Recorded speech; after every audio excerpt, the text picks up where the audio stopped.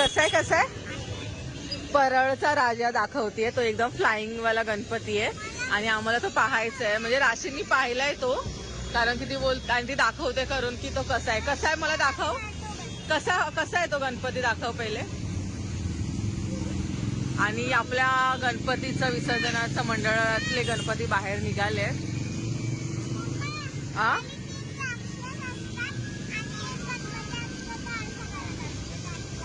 अच्छा आणि राशी पण